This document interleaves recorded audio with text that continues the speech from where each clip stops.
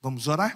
Querido Pai, no nome de Jesus, nós estamos nesse lugar, nesse ambiente de cura, nesse ambiente, Senhor, onde o céu está, Senhor, comunicando aquilo que está no coração do Pai na terra. E nós cremos, Senhor, que a Tua palavra é vida, e ela é vida com abundância. E nesta noite, Pai, no nome de Jesus, nós queremos mais uma vez ser guiados pela Sua palavra. Ela é luz, ela é a resposta de Deus para tudo que diz respeito à nossa vida. E no nome de Jesus, nós te pedimos agora, Pai, que a Tua palavra caia na nossa vida como uma boa semente. Nós oramos assim, no nome de Jesus. Amém. Eu estava essa semana, depois que o pastor Renato me convidou para estar ministrando para você na caminhada de fé. Ele hoje não pôde estar conosco, está curtindo o aniversário de sua esposa. O que falar para você depois de uma semana tão atípica na nossa cidade?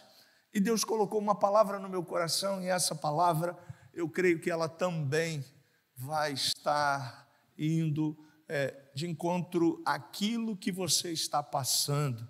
E Deus me deu um tema: vencendo as crises. O Rio de Janeiro, essa semana, sofreu assustadoramente com tantas coisas que a gente viu, né? Não tem como não ter visto. E aí, o que dizer de tudo o que aconteceu? O que falar? Deus está nesse lugar, nesse estado, cuidando de nós. Sim, claro que sim. E por isso, eu senti a direção de falar para você sobre as crises que a gente enfrenta.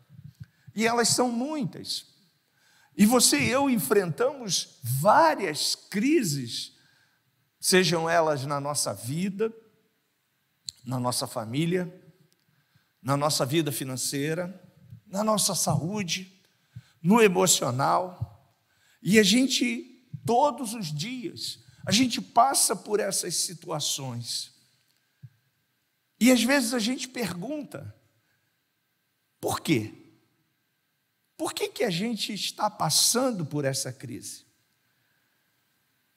E a pergunta que a gente deve fazer, além dessa pergunta, seria: mas como eu vou enfrentar essa crise? Porque a gente já sabe que as crises fazem parte da nossa vida. As crises fazem parte da existência. Desde que o pecado entrou no mundo, as crises aconteceram. Logo depois do pecado, houve a separação, e Deus rapidamente se reconecta com o homem e com a mulher. E a gente vai vendo, logo depois, há um ciúme entre irmãos, e vem uma crise forte naquela família, onde há a perda de um dos filhos. Então as crises estão aí. Jesus disse: no mundo tereis aflições. Porém, diante dessas aflições, que a gente poderia chamá-las de crise, Ele também nos disse: mas tende bom ânimo, porque eu venci o mundo. Você pode dar glória a Deus por isso. E hoje eu quero, dentro dessa temática, falar com você sobre alguns textos, sobre coisas que Deus, ao longo da história cristã, Ele vem deixando bem claro para a gente. E esses textos vão estar nos ensinando como nós deveremos enfrentar as crises da vida e, diante dessas crises, sair delas mais fortalecido. Se nós cremos em Deus, se nós temos essa certeza de que Ele está conosco, a gente precisa entender que o controle não saiu das mãos de Deus. O Rio de Janeiro, o município do Rio de Janeiro está nas mãos de Deus. Então, você e eu não devemos temer, embora a gente escute, a gente leia, a gente veja tantas coisas, tantas más notícias. A segurança pública continua nas mãos do Senhor Jesus, a saúde continua nas mãos do Senhor Jesus, os transportes continuam nas mãos do Senhor Jesus. Todo o poder, diz a Bíblia, foi lhe dado no céu, na terra, em todo lugar. O Senhor está no controle. E nós, diante daquilo que vemos, qual deve ser a minha postura? Qual deve ser a sua postura? Como devemos nos posicionar? Como devemos agir como igreja do Senhor? Filhos amados de Deus, recriados pelo Senhor. E é justamente sobre isso que a gente precisa aprender. Jesus disse: aprendei de mim, porque sou manso, sou humilde de coração, e encontrareis descanso para vossas almas. E o primeiro texto eu quero ler com você, Hebreus 10, de 32 a 39. Diz assim: lembre-se dos dias passados, quando depois que foram iluminados, vocês sustentaram grande luta e sofrimentos. Em certos momentos, vocês foram transformados em espetáculo, tanto para serem insultados quanto para serem maltratados. Em outros, vocês se tornaram coparticipantes com aqueles que foram tratados assim. Porque vocês não apenas se compadeceram dos encarcerados, mas também aceitaram com alegria a expoliação dos seus bens, porque sabiam que tinham um patrimônio superior e durável. Portanto, não percam a confiança de vocês, porque ela tem grande recompensa. Vocês precisam perseverar. Sublinhe isso na sua Bíblia, para que, havendo feito a vontade de Deus, alcance a promessa. Porque ainda dentro de pouco tempo, aquele que vem virá e não irá demorar. Mas o meu justo viverá pela fé, e se retroceder dele, a minha alma não se agradará. Nós, porém, não somos dos que retrocedem para a perdição, mas somos da fé para a preservação da nossa vida, da nossa alma. Você pode dizer amém? O texto que acabamos de ler, ele está falando justamente dessas situações da vida, crises, perseguições, problemas. Os nossos irmãos, o escritor aos Hebreus, que está relatando esse texto, ele está falando das crises que os nossos irmãos estavam passando por aceitar Jesus, por seguir Jesus como o caminho, a verdade e a vida. Estavam perdendo seus bens, estavam perdendo os seus negócios, estavam sofrendo várias retaliações. E o que eles fizeram? E diante das crises da vida, diante da crise que a gente está vendo da segurança pública do Rio de Janeiro, o que você e eu deveremos fazer? Diante da crise que talvez você veio aqui, né, e você está vivendo uma crise financeira, uma crise familiar, uma crise de saúde, talvez. Eu não conheço a sua realidade, mas você sabe, você veio nessa caminhada de fé. E como você e eu devemos enfrentar. E graças a Deus, porque a Bíblia tem resposta para todas as crises que enfrentamos na vida. A palavra de Deus, ela é a solução para tudo. Ela, como diz o Salmo 139, no versículo 105, ela é lâmpada para os teus pés, ela é luz para o teu caminho, ela vai te orientar. É como GPS, né? Eu, quando venho para cá, saio da minha casa e venho para cá, eu coloco no GPS, né? Eu já sei o caminho, mas por que eu boto no GPS? Porque eu quero chegar assertivamente, eu não quero ter nenhum ruído no meu trajeto, eu não quero ter nenhum problema no meu trajeto, e ele já faz um cálculo para mim, dizendo: olha, Marcos, você vai chegar entre 30, 40 minutos da sua casa à igreja.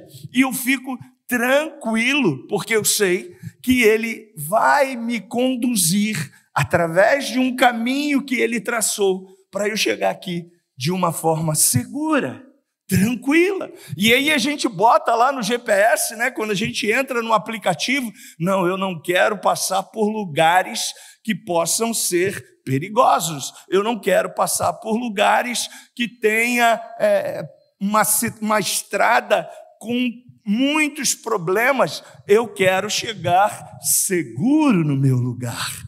E eu quero lembrar a você: Cristo é o teu GPS. Para todas as crises que você e eu possamos enfrentar, é só a gente colocar a nossa vida nas mãos de Deus. Ele é o caminho, Ele é a verdade, Ele é a vida. E esses textos que a gente vai ler agora, ele vai revelar isso para a gente. Tiago capítulo 1, versículos de 1 a 3. Veja o que diz a palavra de Deus. Tiago, servo de Deus. É como se você botasse aí teu nome. Você pode botar o seu nome aí. Marcos, servo de Deus e do Senhor Jesus Cristo. As tribos que estão na diáspora, saudações. Irmãos, tenham por motivo de grande alegria o fato de passarem por várias... Ixi, não entendi, Marcos. Sim, continua. Sabendo que a provação da fé que vocês têm produz perseverança. Marcos, caramba, o que Tiago quer me ensinar? E Tiago está dizendo para a gente aquilo que a gente já sabe, né? Que a crise, que as situações, elas vão forjar o meu caráter, elas vão me reconectar a um Deus. Querido, quando Deus está permitindo situações ao nosso derredor, o objetivo não é trazer problema para você, não é deixar você no fundo do poço, é mostrar para você quem Ele é. Ele é Deus. Quando Ele chamou Moisés, lá na antiga aliança, Moisés falou: caramba, como é que eu vou chegar diante do faraó? Quem seria o faraó hoje? Donald Trump seria o faraó. O homem mais poderoso, nesse momento que a gente está vivendo. Como eu vou chegar diante dele? O que Deus falou para Moisés?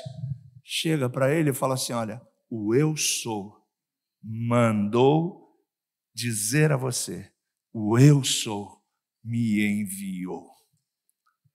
E você e eu somos filhos do grande eu sou, do Senhor dos senhores, daquele que tem todo o poder, daquele que nos ensina diante das crises. Tem um texto no Evangelho de João, e a gente vai também, eu quero deixar ele como lição de casa para você, João capítulo 11. É uma crise que essa família está passando, e é uma crise de perda. A família perdeu o provedor. Naquele antigo tempo, não havia aposentadoria, não havia nenhuma função da mulher que pudesse estar no mercado de trabalho. Então, quem era o provedor naquele antigo tempo? O homem. Era ele que provia a família. Então, se o homem falecesse, a família estava desprovida. E o texto nos diz que Lázaro morreu. Lázaro morreu e Maria e Marta agora estão preocupadas. O que vai ser de nós? O que vai ser da nossa família? Mas, além dessa preocupação, elas eram filhas de Deus. Tem filhos de Deus aqui?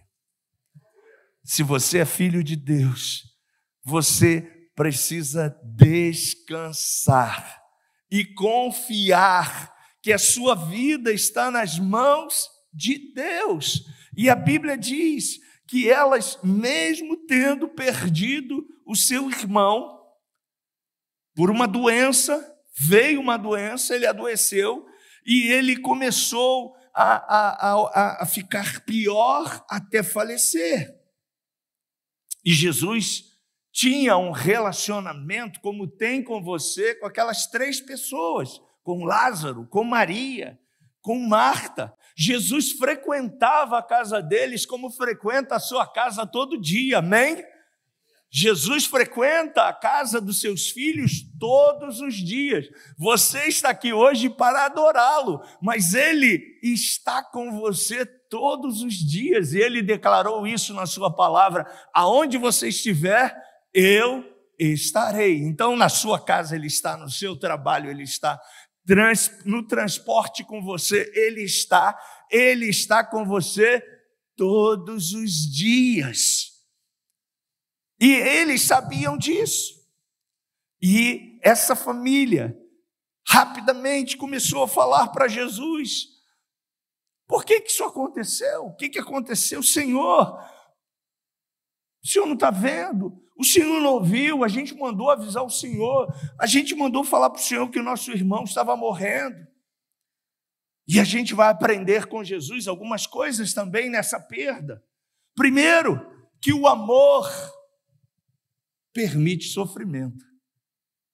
Enquanto estamos aqui nessa terra, a gente vai chorar também. A gente vai ter lutas, a gente vai passar por aflições. Então o amor também vai permitir sofrimento. E esse sofrimento, ele vai fazer você entender, ele vai fazer você amadurecer, ele vai fazer você esperar no Senhor, ele vai fazer você descansar no Senhor. A gente não deseja isso, não é verdade? Mas o amor de Deus não nos garante que não passaremos pelas experiências difíceis da vida. Essas experiências me farão crescer como pessoa e como cristão. Eu e você estamos sendo lapidados como uma boa pedra preciosa, que num anel ela é muito bonita, mas quando ela é descoberta, uma pedra bruta, ela não é parecida com aquilo que você e eu usamos num anel, numa aliança. Ela precisou passar por todo um processo, e você e eu nessa caminhada estamos passando por um processo, e nesses processos de Deus, nesses propósitos de Deus, tudo na sua vida, tudo na minha vida tem um propósito. Você pode falar essa frase comigo? Tudo na minha vida tem um propósito. E o que você e eu precisamos fazer é descansar no Senhor, é esperar pelo Senhor. Foi necessária a dor da perda dessa família.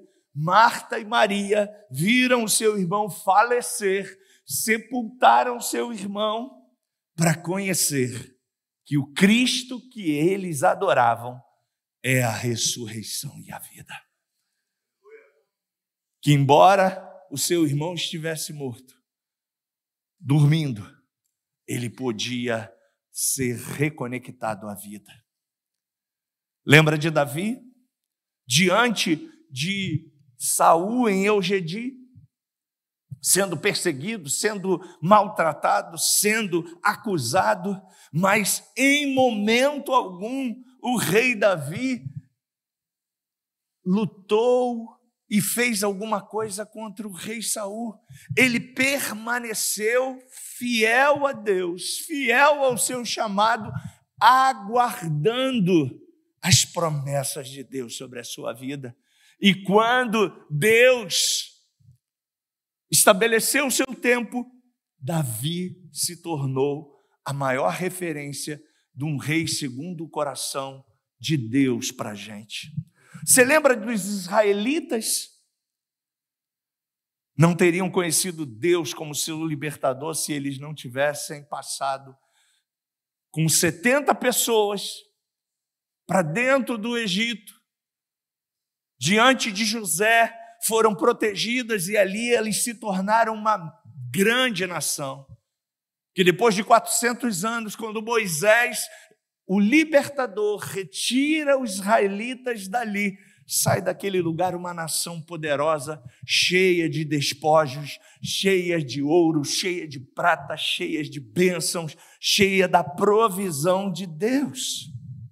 E eu quero dizer uma coisa para você: as tuas e as minhas experiências na vida, embora até dolorosa, podem nos revelar quem Deus é na nossa vida. E isso é muito importante, porque quando a gente vai para o texto de João capítulo 11, a gente vê que em meio às crises, você e eu, como adoradores, cristãos, discípulos amados de Jesus, não podemos perder a esperança e precisamos continuar crendo. Porque somos justos e o justo vive pela fé. Primeiro texto que a gente leu. Então você pode até não estar entendendo o que está acontecendo nesta semana, mas creia, você é justo, você está vivendo pela fé, o Senhor não perdeu o controle, o Senhor continua com o cetro na mão, o Senhor continua sendo o teu Deus, que tem o poder de trazer à existência aquilo que está morto, aquilo que foi perdido, aquilo que você pensa que não tem mais jeito. Olha, tudo Ele pode. Ele é Deus. Ele é o Senhor, Ele é o teu Pai, e a gente precisa aprender isso, e encontramos nessa mulher, que conhecia a verdade, Maria e Marta, que tinha uma base espiritual, encontramos nela fé, nas promessas. Ei, as promessas de Deus têm o seu amém, sabe o que é amém? É como se Ele estivesse dizendo para você: olha, todas as promessas que estão na nova aliança, eu estou dizendo para você, eu declaro, irão se cumprir na sua vida. Se o justo vive pela fé, é essa a sua posição e a minha posição hoje em Cristo. Se nós cremos que Ele é o Redentor, que Ele é o nosso pastor, que nós precisamos lançar sobre Ele toda a nossa ansiedade e Ele há de cuidar de nós, nós precisamos agora apenas crer. Porque o justo vive pela fé. E a fé nada mais é do que crer. Quando conhecemos Jesus e temos esse relacionamento com Ele, gente, na nossa vida, no nosso dia a dia, a gente não tem dúvida de que Ele está no controle. A gente pode até não entender com a nossa mente humana, que segundo os especialistas, depois do pecado ficou com apenas 10% de todo o seu potencial. Mas a gente precisa crer com os olhos da fé, a gente precisa crer com os olhos espirituais, a gente precisa crer que Deus continua resolvendo e nos dando condições para vencer todas as crises da nossa vida. O que deve alimentar você, o que deve me alimentar é a minha fé. João capítulo 11, versículo 27, por favor, querida, querido que está em cima. É querido, né? Querido, obrigado. 11, 27, Marta respondeu: sim, Senhor, eu creio que o Senhor é o Cristo, o Filho de Deus, que devia vir ao mundo. Essa deve ser a tua boca profética todos os dias. Eu creio, eu não estou entendendo, eu não sei por que está acontecendo isso, eu não sei por que eu estou nesse processo, eu não sei por que eu estou vivendo essa jornada, mas como diz a palavra de Deus, bota o texto de novo aí, por favor. Eu creio que o Senhor é o Cristo. Jesus Cristo, na nossa língua, Salvador, é o representante Jesus. Cristo ungido, eu creio que tu és ungido, o Filho de Deus. Eu não estou em dúvida, eu não estou em crise, eu não estou desesperado. Eu sei que todas as coisas, como diz Romanos, cooperam para o meu bem, cooperam para aqueles que estão em Cristo Jesus. E quando a gente vive com essa mentalidade, a gente não fica preocupado com aquilo que a gente está vendo, com aquilo que a gente está no nosso dia a dia. A gente sabe que Deus tem o melhor. Não esqueça, Jesus Cristo é o Filho de Deus, é o seu Salvador, é o meu Salvador. Não esqueça, independente do nível de fé que você está, Ele vai te ajudar, Ele vai continuar contigo. Salmo 23, versículo 4, o salmista Davi, esse homem que a gente também usou como referência, ele diz, olha só o que ele diz para você e para mim: ainda que você e eu andemos pelo vale da sombra da morte, não temeremos mal nenhum. Por quê? Porque tu estás comigo, o teu bordão e o teu cajado me consolam.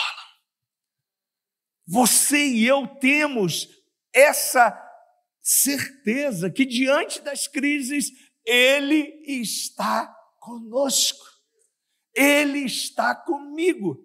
Nada temerei, nada temerei. Você e eu não devemos temer absolutamente nada. Nunca esqueça disso. Em meio às crises, coopere com Deus. E Marcos, eu não estou entendendo nada que está acontecendo comigo. Então coopera com Ele. E como eu vou cooperar com Ele, Marcos? Eu vou cooperar com Ele resmungando.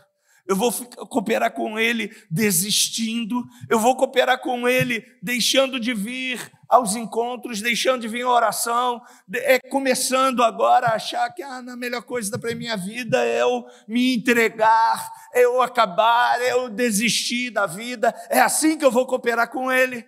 Não. Não é assim que eu vou cooperar com Deus. Eu e você precisamos cooperar com Ele. Como eu coopero com Deus, Marcos? No texto de capítulo 11, tem um momento que Jesus chega para as suas duas irmãs e ele fala assim para elas: aonde colocaram o menino? Aonde colocaram Lázaro? E elas chegaram e falaram: olha, está lá. Me leve até lá. E elas levaram. E quando chegaram lá, ele falou assim: gente, ele está aqui, legal. Então tirem a pedra que eu quero falar com ele. Senhor, o senhor está brincando com a gente? Já tem 4 dias. Está um cheiro aí horroroso, Senhor. Faz isso não. Mas é Jesus para agir. O que Jesus precisava? Precisava que Marta e Maria fossem facilitadores do milagre. Você quer ser facilitador do milagre na sua vida nessa noite? Você precisa crer, você precisa tirar a pedra. Que pedra pode ser essa, Marcos? A incredulidade, a dúvida, a incerteza, o eu acho, o eu penso, não tem mais jeito, acabou. Quem tem que tirar essa pedra é você, porque se você retirar, a Bíblia diz que para Jesus nada é impossível. Lembra de Jesus, quando Jesus teve encontro com aquela que o gerou, através do anjo, uma moça, 15 para 16, 17 anos, pronta para casar, e aí chega o anjo e fala para ela: salve, agraciada, bendita és tu entre as mulheres, bendito é o teu fruto, de ti sairá o Redentor. E aí o que essa mulher falou? Que cumpra em mim o propósito de Deus, que cumpra em mim a vontade de Deus. Ela tirou toda a pedra da impossibilidade, porque na mente dela ela pensou: poxa vida, eu sou virgem, eu não tenho nenhum contato com meu futuro marido José, como vai ser isso? E o anjo disse para ela: olha, fique tranquilo, se Deus quiser, Ele é Deus, e Ele continua sendo Deus. Para Ele não é impossível gerar dentro do seu útero uma semente da vida. Você crê? E ela disse: cumpra em mim o propósito bendito de Deus. E a partir daquele momento, o Espírito de Deus gerou no seu útero Jesus. Você e eu precisamos sair daqui hoje crendo que essas situações da vida não é para a gente ficar alarmado, preocupado, desesperado, achando que o Brasil não tem jeito. Pelo contrário, o Brasil está nas mãos do Senhor Jesus. Enquanto a igreja estiver nessa terra, ela é o sal, ela é a luz, ela é o tempero. E a Bíblia declara: se o meu povo que se chama pelo meu nome se humilhar, orar e me buscar, eu, Senhor, ouvirei do céu, perdoarei o pecado dessa nação e sararei a sua terra. Então nós estamos no caminho, nós estamos fazendo aquilo que a palavra nos ensina. Então o que você e eu temos que fazer? Descansar e confiar, porque o nosso Deus continua sendo Deus e Ele há de fazer coisas inimagináveis que a gente nem pensa. Agora, como a gente tem que agir? Com fé. Com fé. E fé é o quê? Você já sabe, Hebreus 11:1, é certeza, é convicção de fatos que você ainda não está vendo. O que é isso? É um relógio que você está vendo. Mas fé é Deus dizer para você: olha, eu vou te dar um Rolex. E você fala assim: meu Deus, como é que Deus vai me dar um Rolex? Mas Ele pode fazer isso se Ele quiser? Pode. Ele é Deus. E aí você fala assim: cara, mas esse aqui, nem sei a marca desse, mas Ele me prometeu um Rolex. Ele pode tudo. Então você não precisa duvidar, porque Deus pode tudo. E aonde está, Marcos, toda a confiança daquilo que Ele tem para mim? E Ele declara isso, está na sua palavra. Quando você e eu estamos diante da palavra, quando você e eu oramos a palavra, quando você e eu intercedemos e estamos conectados com a palavra, a Bíblia diz que Ele coopera para que a palavra cumpra na sua vida. E se a vontade de Deus está estabelecida na palavra, porque Ele também disse lá na antiga aliança: eu velo pela minha palavra para a cumprir. Então nós precisamos estar tranquilos, atentos sim, andando prudente como uma serpente, vigilantes sim, mas nunca temerosos.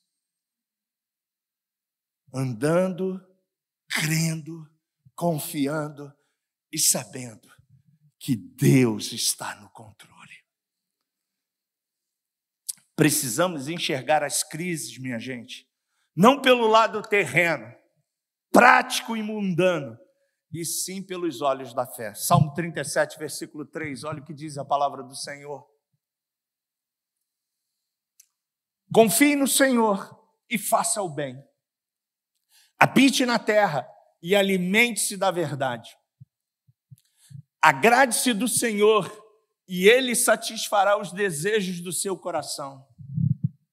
Entregue o seu caminho ao Senhor, confie nele e o mais Ele fará.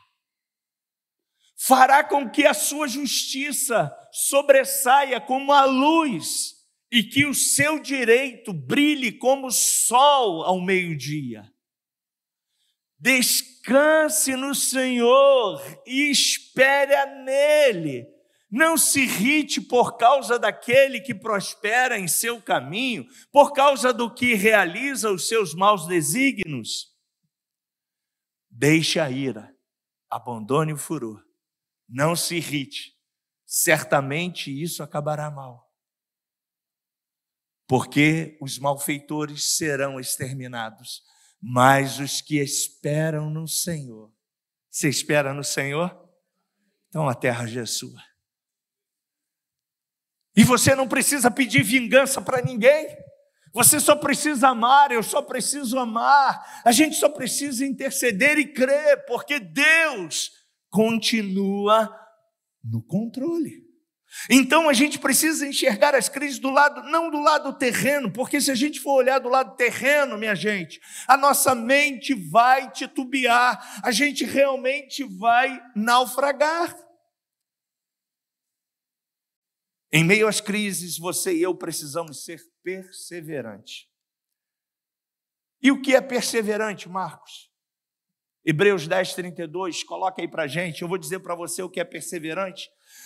Perseverante é aquele que nunca desiste, é aquele que suporta, é aquele que resiste, é aquele que persevera, é aquele que luta, é aquele que combate. Eis aí o poder de crer corretamente para se vencer as crises e as dificuldades da vida, pois ninguém vence uma crise desistindo, fugindo ou correndo com medo. O texto, por favor. Hebreus, obrigado. Em certos momentos vocês foram transformados em espetáculo, tanto para serem insultados quanto para serem maltratados. Em outros vocês se tornaram coparticipantes com aqueles que foram tratados assim. Porque vocês não apenas se compadeceram dos encarcerados, mas também aceitaram com alegria a expoliação dos seus bens. É esse texto? Hebreus 10, 32. Hebreus 10, 32, por favor, queridão. 10, 32.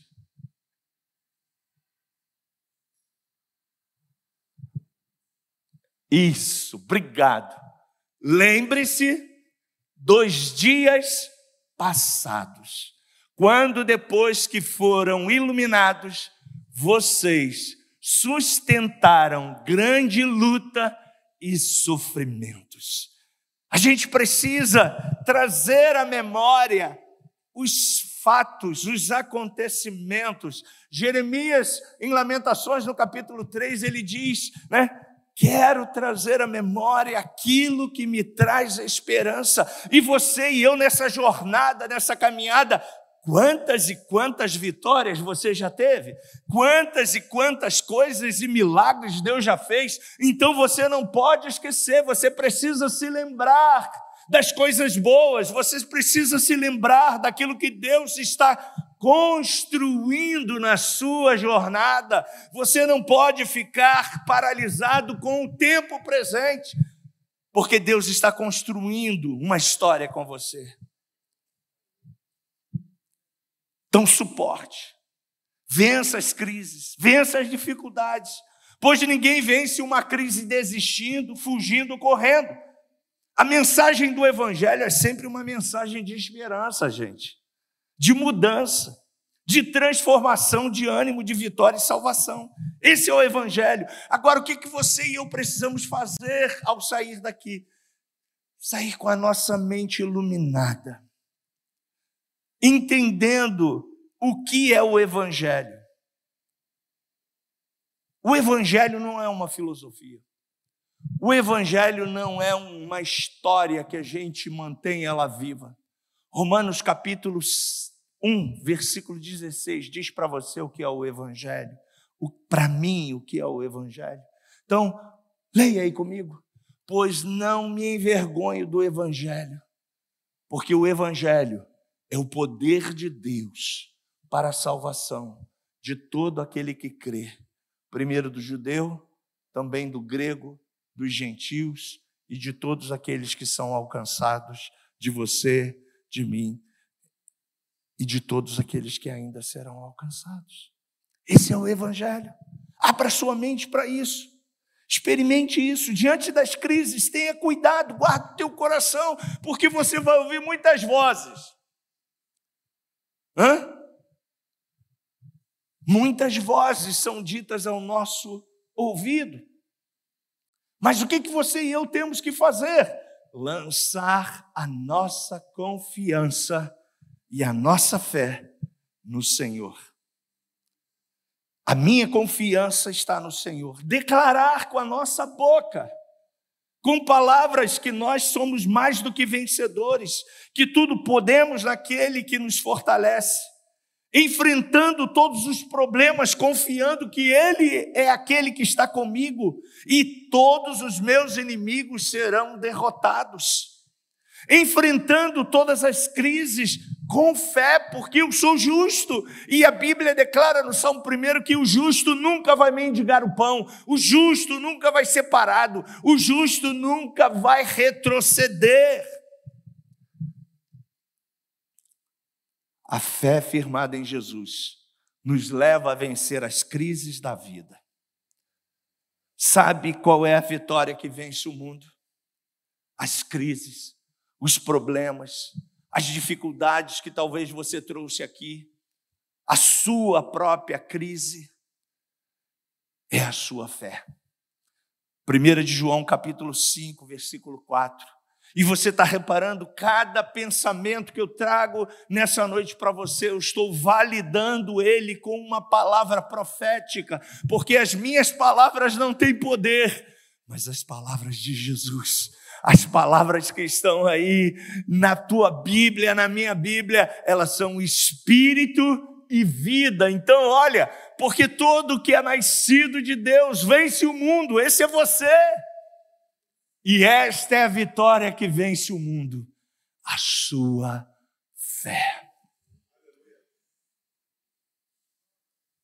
É a sua fé que vai vencer. Tudo pode ser mudado com a sua fé no seu bairro, na sua empresa, na sua vida, na sua família. Toda uma história pode ser reescrita a partir da sua fé. Concluo dizendo para você, minha gente, no mundo sempre teremos crises. Saímos de uma pandemia, você lembra disso? 2020, final de 2019 a 2020, entramos em 2022. A gente saiu dela, amém? Você está aqui, você saiu dela, dá um glória a Deus. O mundo estava desesperado, vai acabar tudo, acabou?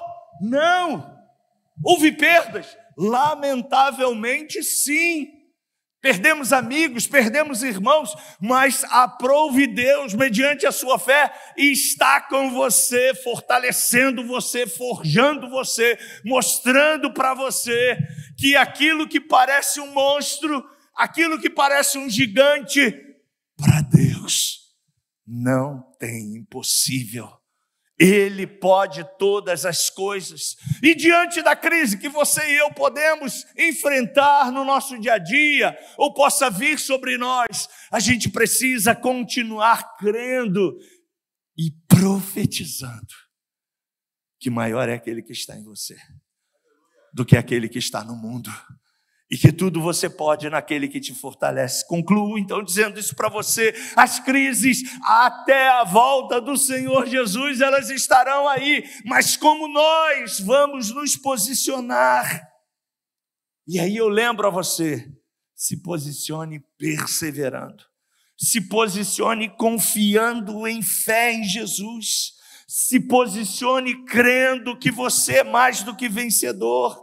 Não esqueça que Ele continua com o controle, tudo está nas suas mãos. Continue confiando no seu amor, continue confiando nele, continue crendo.